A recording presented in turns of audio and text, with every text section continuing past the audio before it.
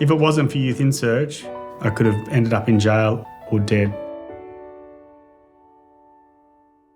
My name is Steve and this is me. I was born in Wagga, lived on a farm with my mother and father and struggled as a child. I was deemed uncontrollable. Parents were at a loss, so they took me to many doctors and psychologists to see if they could find a solution. I felt trapped, I felt like a prisoner in the home. So I left Cootamundra and went to Wagga and moved into the youth refuge and was living on young homeless allowance, spending most of my time hanging out with the guys that would come through the refuge. The turning point was getting kicked out of the youth refuge for breaking curfew. All of a sudden we were homeless. Then we come across a criminal who was on bail for armed robbery who started getting us to do crimes, and he'd give us a place to stay, give us marijuana, give us alcohol. The police raided their place and then we all got arrested. It was a real shock for me because I was a really naive kid from a farm and all of a sudden I've been arrested for all these charges.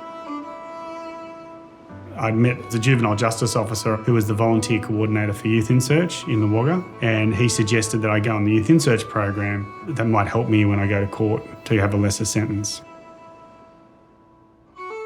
I just went along on the camp and immediately I found all these people in similar situations to me. And the other thing that I found was you were accepted for who you were, didn't matter what your background was, what you'd done in the past, you were accepted by your peers. And it was the first time I'd actually felt connected with people. On a Tuesday afternoon, the Juvenile Justice Office was alive with all these groups of young people that had gone through the program, and that was our weekly support group. Each week would make small goals and be praised for achieving those. You'd be supported if you'd had a setback, so I was really inspired to become a Youth Insearch leader.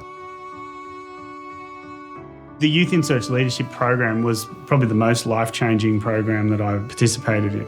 And the opportunities that were given to us as trainee leaders, the experiences were just mind-blowing. I spoke at the United Nations Assembly event in Sydney as an 18-year-old. I ended up doing the Kokoda Trail.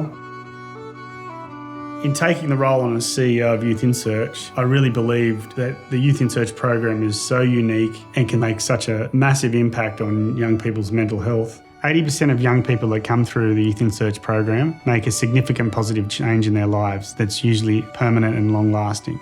And I'm not saying this just as a CEO, I'm saying that someone who's experienced it firsthand, and it changed my life. My name is Steve, and this is me.